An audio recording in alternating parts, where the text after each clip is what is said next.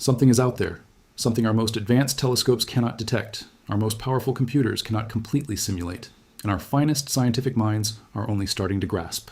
At this very moment, a spacecraft roughly the size of a small car, built with technology from the 1970s and running on less power than a bathroom light bulb, is hurtling through the darkness between the stars, transmitting signals that are rewriting everything we believed we understood about the cosmos. And what it is uncovering out there in the cold, silent void beyond our solar system is nothing short of astonishing. There comes a moment in every great story when the explorer arrives at the edge of the known map, when the last familiar landmark vanishes behind them and the terrain ahead turns into something entirely different. Ancient, vast, something that refuses to follow the rules it was trained to expect. For humanity, that moment isn't a metaphor. It isn't a scene lifted from a science fiction movie. It's happening right now. And the explorer at the heart of it all is a machine we sent into space almost 5 decades ago, a machine that was never meant to last this long, never meant to travel this far, and never meant to send back data that would force scientists to reconsider the very structure of the universe around us. Voyager 1 is currently more than 25.8 billion kilometers from Earth. Read that figure again. 25.8 billion kilometers. That distance is so vast that even the scientists who track it every day admit the human mind can't truly grasp it intuitively. In November 2026, Voyager 1 will become the first object made by humans to reach a distance of 1 light day from Earth. The distance light itself, moving at 299,792 kilometers per second, needs a full 24 hours to cover. Consider what that means. The fastest thing in existence, traveling nonstop for an entire day, would only just catch up to this spacecraft. And Voyager keeps going, still picking up speed, still transmitting, and what it's sending back is starting to unsettle those listening. But here's where things get strange. The story of Voyager 1 in 2026 isn't merely one of distance. It's a story of survival against overwhelming odds, a story of a fading machine relaying its most vital data at the exact moment it's running short on time to send anything at all. And hidden within that data, in the plasma readings, the magnetic field measurements, the density fluctuations recorded billions of miles from the nearest star, are discoveries that are fundamentally reshaping our understanding of what exists between the stars, and what that might mean for everything we've ever assumed about interstellar space. Voyager 1 has followed the same trajectory and speed, roughly 38,000 mph, since its Saturn flyby in November 1980. For more than 40 years, it has journeyed through the outer solar system and beyond, crossing a threshold no human-made object had ever crossed before. On August 25, 2012, data from Voyager 1 confirmed it had entered interstellar space, making it the first spacecraft to operate outside the heliosphere, the enormous magnetic bubble generated by the sun that surrounds all the planets, all the moons, and everything we've ever directly explored. That crossing alone ranks among the most significant scientific events in human history. But what Voyager discovered after crossing that boundary, and what it continues to discover today, is something nobody entirely anticipated.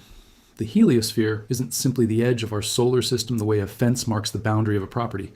It's an active, dynamic, electromagnetic shield, a region governed by the solar wind, the continuous stream of charged particles blasted outward from the sun at millions of miles per hour. Everything within the heliosphere exists inside a kind of cosmic shelter. The sun's magnetic field bends and redirects incoming galactic radiation, wraps around the planets, and creates conditions fundamentally different from what lies beyond. Scientists understood this. They knew that crossing the heliopause, the outer edge of that shield, meant entering territory where the sun's influence yields to the raw, unfiltered forces of the galaxy itself. What they didn't fully understand was what that territory would actually look and feel like. And this is where Voyager 1 began sending back information no one was quite ready for. The Voyager 1 plasma wave system, one of the instruments still functioning aboard the spacecraft, has been picking up persistent narrowband plasma wave emissions in interstellar space since 2017, revealing a large-scale density gradient and turbulence beyond the heliopause that pre-crossing models did not fully anticipate. These aren't random background readings. They are structured, consistent signals showing that the interstellar medium, the space between stars, isn't the smooth, uniform emptiness many had assumed. It's turbulent, it's active. It has structure at scales, spanning astronomical units, meaning formations that dwarf entire planetary systems exist in what was supposedly empty space between stars.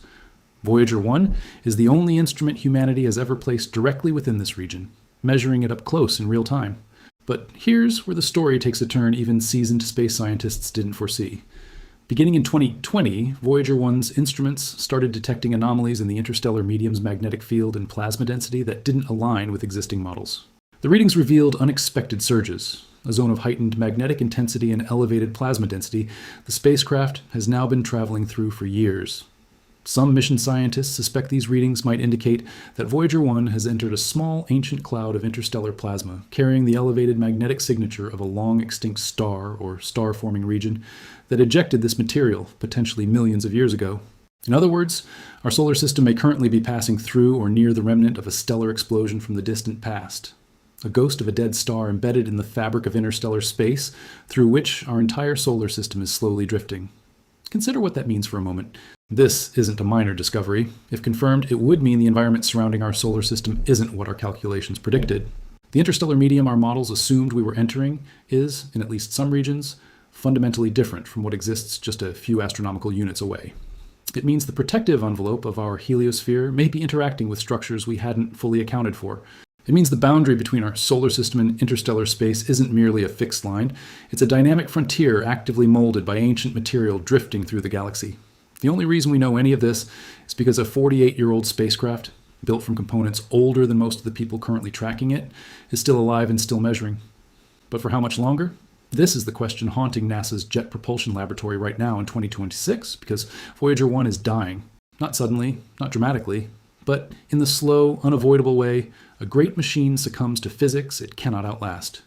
Both Voyager probes run on radioisotope thermoelectric generators, devices that convert heat from decaying plutonium-238 into electricity. Each spacecraft loses roughly 4 watts of power annually. 4 watts a year doesn't sound like much until you realize that after nearly 5 decades in space, the margins have grown razor thin. Every watt counts. Every instrument that draws power competes with every other system needed to keep the spacecraft alive, warm, and pointed toward Earth. The engineers at JPL are now making decisions with no precedent in the history of space exploration. Choices about what to sacrifice, what to preserve, and how to hold together a machine operating 25 billion kilometers away, where every command takes nearly a full day just to arrive. On April 17, 2026, engineers at NASA's Jet Propulsion Laboratory sent commands to shut down an instrument aboard Voyager 1 called the Low Energy Charged Particles Experiment, known as the LECP. The LECP had operated almost continuously since Voyager 1 launched in 1977, nearly 49 years without interruption. It measured low-energy charged particles, including ions, electrons, and cosmic rays from both our solar system and the wider galaxy, and had supplied crucial data on the structure of the interstellar medium, detecting pressure fronts and regions of varying particle density beyond the heliosphere. Now it's off. Gone. Another eye closed on the only machine humanity has ever placed in interstellar space. Each Voyager originally carried 10 sets of instruments. 7 have now been switched off. With the LECP gone, Voyager 1 is down to just 2 operating science instruments, one that listens to plasma waves and one that measures magnetic fields. 2 instruments remain on a spacecraft that once carried a full suite of sensors built to explore the outer solar system. This is what survival looks like at the edge of the known universe, stripping everything away, piece by piece, just to keep the heartbeat going. And the people making these decisions understand that every instrument they power down is a window permanently shut on a part of the universe no other human instrument can observe. What makes this even more urgent is what triggered the decision in the first place. During a routine planned roll maneuver on February 27, 2026, Voyager 1's power levels dropped unexpectedly. Mission engineers knew that any further decline in power could trigger the spacecraft's undervoltage fault protection system, automatically shutting down components to safeguard the probe, a recovery process carrying its own serious risks. The team couldn't afford to wait. They had to act preemptively, sacrificing the LECP on their own terms, rather than risk the spacecraft making that call for them, or worse, entering a fault state it might never recover from. This isn't routine mission management. This is triage. This is a team of engineers fighting to keep their patient alive while it lies on a table 25 billion kilometers away, where every surgical move takes 2 days to execute and confirm. And yet, amid all this, Voyager is still making discoveries. The 2 remaining instruments, the plasma wave subsystem and the magnetometer, are still transmitting data. They're still working, still sending back information from a region of space no other human-made craft has ever explored. The plasma wave instrument in particular has produced some of the most startling findings in recent years. It has detected pressure fronts propagating outward from the sun, shock waves from solar events like coronal mass ejections arriving in interstellar space and producing measurable oscillations in the plasma surrounding the spacecraft. Consider that for a moment. A storm on the surface of the sun creates a ripple that travels billions of kilometers through interstellar space and gets picked up by an instrument the size of a suitcase orbiting in the dark. It turns out our sun isn't just a star. It's a source of energy and influence reaching far beyond the planets, far beyond anything previously measured, shaping the structure of interstellar space in ways we're only now beginning to quantify. The persistence of the plasma wave emissions Voyager has detected since 2017 suggests the spacecraft may be able to keep tracking interstellar plasma density even without shock-generated oscillation events, meaning the interstellar medium itself carries a constant, measurable hum, a background electromagnetic signature permeating the space between stars. Scientists call this the quasi-thermal noise, and it's providing a steady, ongoing measurement of what interstellar plasma actually looks like at the scale of astronomical units. No model predicted this level of structured measurement would be achievable from a single aging spacecraft, but Voyager 1 is delivering it anyway because space itself is apparently far more structured, active, and complex than the models assumed. Now, here's where things become genuinely alarming from an engineering standpoint, because the challenges facing Voyager 1 in 2026 aren't limited to power. Some of the thrusters that control the spacecraft's attitude and point its high-gain antenna toward Earth are unusable due to clogging in their hydrazine fuel lines. The spacecraft no longer has a backup for its thruster system, and in the words of Voyager project manager Suzanne Dodd, everything on board is now single string. In engineering terms, that means there's no redundancy left, no backup, no failsafe. If the remaining thruster system fails, the antenna will begin drifting away from Earth, and the signal, that faint 160 bit per second whisper crossing 25 billion kilometers of empty space, will go silent for good. The probe transmits data at just 160 bits per second, a rate comparable to early dial-up internet from the 1990s. And the sheer distance the signal must travel means multiple antenna arrays must work together to pull that signal out of the noise of deep space. Consider what this means practically. When engineers at JPL want to send Voyager 1 a command, even something as simple as a status check, that command travels at the speed of light and still takes nearly 23 hours to arrive. The spacecraft then executes it, and the response takes another 23 hours to return. A single exchange of information takes nearly 2 days. Any mistake, any ambiguity in a command, any unexpected response from the spacecraft demands 2 more days just to verify and correct. This isn't engineering, this is archaeology. The careful excavation of an artifact from across the solar system, one painfully slow signal at a time. Between May 2025 and February 2026, Deep Space Station 43 in Canberra, Australia, the only antenna on Earth currently capable of sending commands to both Voyager 1 and Voyager 2, was offline for major upgrades, with only limited operational windows available in August and December 2025. For months, the JPL team was effectively unable to send commands to their spacecraft. They could receive data, they could listen, but they couldn't speak. They could watch, but not act. During that stretch, any anomaly aboard either spacecraft had to be handled entirely by onboard fault protection systems, while engineers on Earth watched the telemetry come in, analyzed it, and waiting for the antenna to return, waiting for the window to open. That period ended in early 2026, and the first major action after regaining full communication was the difficult decision to shut down the LECP. The team had been planning it for months. The moment the window opened, they acted. But the story doesn't end there, because NASA hasn't given up on Voyager 1. Far from it.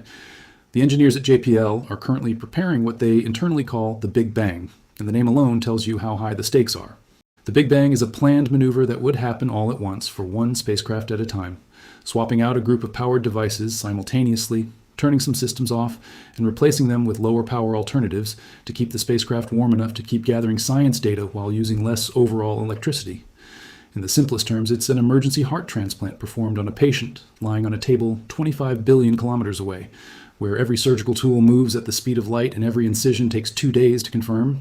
The plan is to carry out the Big Bang on Voyager 2 first, since it has slightly more power and sits somewhat closer to Earth, making it the safer test case. Tests are scheduled for May and June 2026. If successful on Voyager 2, the team will attempt the same procedure on Voyager 1 no earlier than July 2026. And if it works, there's even a chance the LECP instrument just shut down on Voyager 1 could be switched back on. The eye could reopen. Measurement of low-energy charged particles in interstellar space could resume. Scientists who've spent their careers studying the interstellar medium, who watch the LECP shut down with grief, are clinging to that possibility with everything they have, because the data from that instrument is irreplaceable.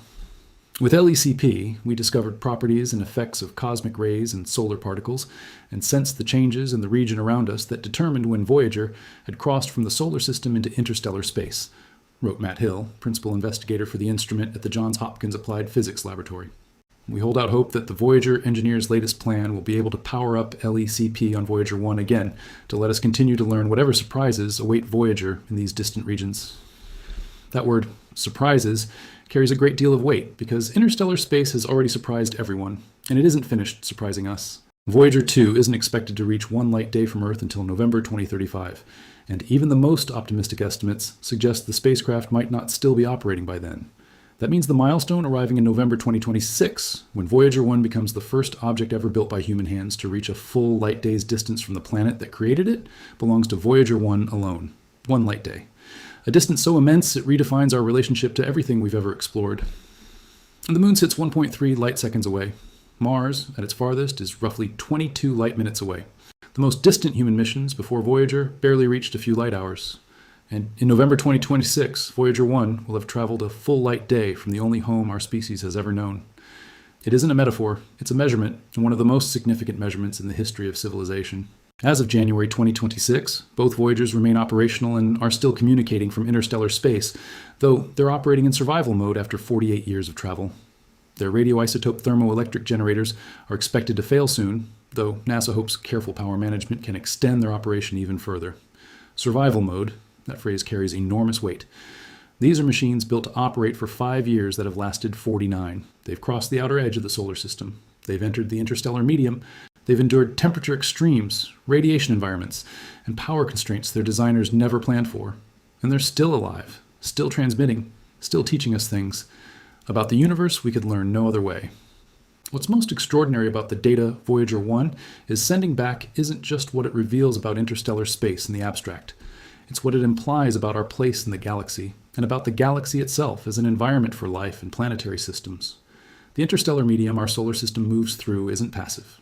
It isn't static. It's a dynamic, structured environment with density variations, magnetic fields, plasma turbulence, and ancient remnants of stellar events that occurred millions of years before our sun even existed.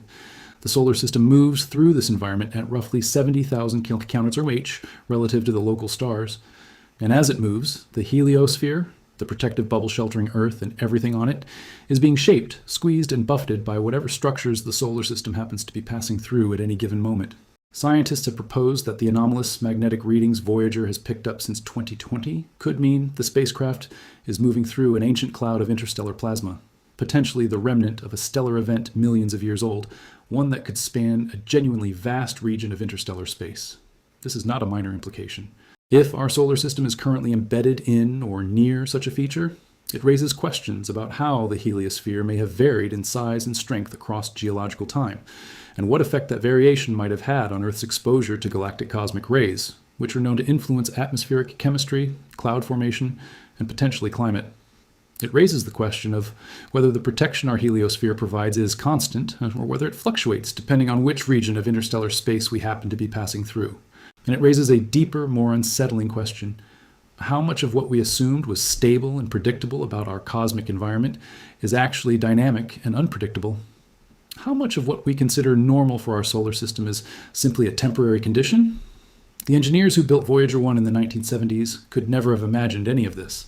They built a machine to fly past Jupiter and Saturn, 2 planets, 1 grand tour, and equipped it with instruments designed to survive a 5-year mission. They were focused on gas giant magnetic fields in Saturn's ring systems. They weren't thinking about interstellar plasma clouds, the quasi-thermal noise of the medium between stars, or what happens when a solar pressure wave travels billions of kilometers through the void and rings like a bell against a spacecraft no one expected to still be there to hear it. Voyager 1 is also credited with capturing the famous image of Earth known as the pale blue dot, taken at the direction of Carl Sagan and the Voyager imaging team. A humbling reminder, in Sagan's own words, of Earth as just a tiny, fragile speck in the cosmic ocean. Sagan was right about the smallness. What Voyager is now revealing is the immensity of the ocean. There's a poetic cruelty in the timing of all this. Just as Voyager 1 enters the most scientifically rich and genuinely unexplored territory of its entire journey, just as it begins detecting structures and phenomena that could reshape our understanding of the galactic environment around our solar system, it's running out of the power needed to keep its instruments running. Each instrument that goes offline is a sensor permanently removed from the only probe humanity has ever placed in this region. Each watt saved by shutting down a heater or subsystem is a watt borrowed against the clock, extending the mission by days, weeks, or months. The scientists working on this mission understand they're operating in a closing window, that the data coming back right now through this narrow, fragile 160 bit per second channel across 25 billion kilometers may be the last data humanity receives from interstellar space for a very long time. because there is no replacement for Voyager 1. There's no Voyager 3 waiting on a launch pad. The New Horizons spacecraft, famous for its 2015 Pluto flyby, is heading in a different direction and won't reach the heliopause for decades. The proposed Interstellar probe mission has been discussed by NASA for years, but as of 2026, it remains in the concept phase. Building a successor to Voyager, launching it, and waiting for it to cross the heliopause would take at minimum several decades, assuming the mission were funded and launched tomorrow, which it hasn't been, which means there's a genuine gap coming, a window of silence. A moment when our only eyes in interstellar space go dark, leaving us with nothing but the data Voyager managed to send back before the lights went out. Voyager 1's radioisotope thermoelectric generators may supply enough electric power to return engineering data until 2036. As of late April 2026, only 2 instruments remain operational, the plasma wave subsystem and the magnetometer. 10 years, perhaps. If the Big Bang maneuver works, if the thruster system holds, if the remaining fuel lines don't freeze, if the fault protection systems don't trigger unexpectedly, if the single-string systems now standing between Voyager and silence keep functioning in the vacuum and cold of interstellar space. That's a lot of ifs for a 48-year-old machine never designed to be here in the first place. And yet, every single week, the signal returns. Faint, slow, traveling at the speed of light across a distance that defies human intuition, but real. Still real. What are the 2 remaining instruments actually telling us? The magnetometer records the structure of the interstellar magnetic field, something entirely inaccessible to any Earth-based instrument. The galactic magnetic field is one of the least understood parts of our galaxy's physical structure. It's believed to shape the movement of cosmic rays, regulate star formation, and influence the galaxy's long-term evolution. Voyager 1 is measuring it directly at a single point as the solar system moves through it. The plasma wave subsystem records the oscillations and density variations of the interstellar plasma, giving scientists a real-time in-situ measurement of the medium through which electromagnetic waves from distant stars and galaxies must travel. Every observation is unique. Every data point is one no other instrument in existence can replicate. The profound truth Voyager 1 is forcing us to confront in 2026 is this: we don't know what lies between the stars as well as we thought we did. Our models of the interstellar medium were built from observations made inside the solar system, from Earth, from spacecraft that never left the heliosphere, from radio telescope observations of distant interstellar clouds that could only be interpreted from afar. Voyager 1 is the first direct measurement, the first ground truth. And what it's telling us is that the real interstellar medium is more structured, more active, more magnetically complex, and more variable than remote observations suggested. We've been studying the ocean from the shore. Voyager 1 is the first vessel to actually sail out into it. And it turns out the ocean has currents, storms, and ancient sediment layers the shore watchers never detected. Susie Dodd, the Voyager project manager at NASA's Jet Propulsion Laboratory, has described the probes as ambassadors for us here on Earth, adding that the intergenerational nature of the Voyager mission, spanning from its 1977 launch through the careers of multiple generations of scientists and engineers, is truly rewarding to witness. Ambassadors. That word fits in a way that's almost too large to hold. These spacecraft carry golden records, gold-plated discs holding sounds and images of Earth, greetings in dozens of human languages, music from Bach to blues, the sound of wind and rain, and the first words of a child. They were placed aboard Voyager as a message in a bottle cast into the cosmic ocean, a declaration that humanity existed, that we were curious, that we reached beyond our home world and sent something of ourselves into the dark. And they'll continue traveling outward long after the last instrument goes silent, long after the last signal fades, long after the mission officially ends. But right now, in 2026, the mission isn't over. The signal hasn't faded. The instruments are still running. The data is still coming. And what it's telling us, piece by piece, in that slow 160-bit per second whisper from 25 billion kilometers away, is something that should make every person who hears it stop and reconsider the assumptions they hold about the universe. We assumed interstellar space was simple. It isn't. We assumed the boundary of our solar system was a clean, predictable line.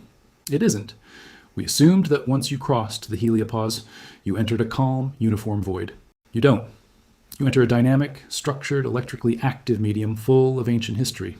A medium still moving, still changing, still holding surprises that a 48-year-old machine is only now beginning to reveal. So what happens next? The Big Bang maneuver will be attempted. It will either succeed or it won't. If it succeeds, Voyager 1 may gain another year or 2 of extended life and possibly regain some scientific capabilities that have been switched off. If it doesn't, if something goes wrong during that complex, high-stakes, simultaneous swap of powered systems, the mission could end sooner than anyone wants to admit.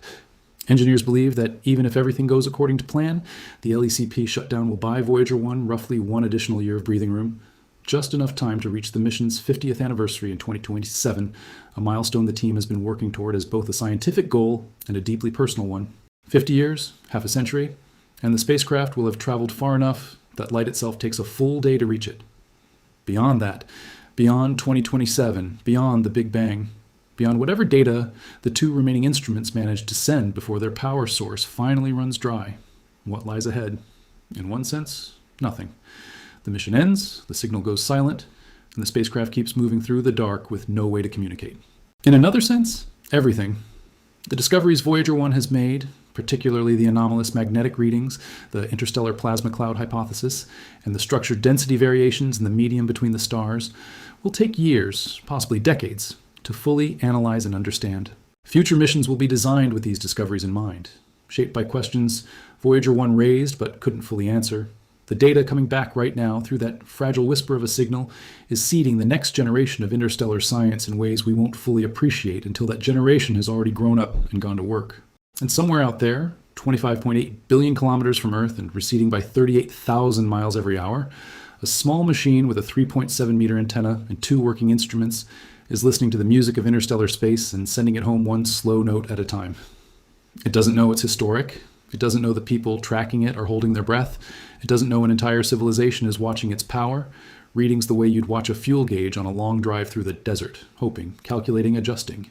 It just keeps going into the dark, into the unknown, sending back everything it has left.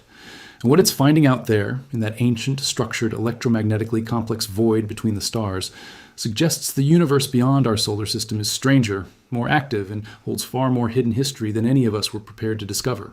The question is no longer whether there's something out there beyond the heliosphere that we didn't know about. The question is how much of what we thought we knew was wrong, and how much more is waiting in the dark for the next instrument brave or fortunate enough to venture out and listen.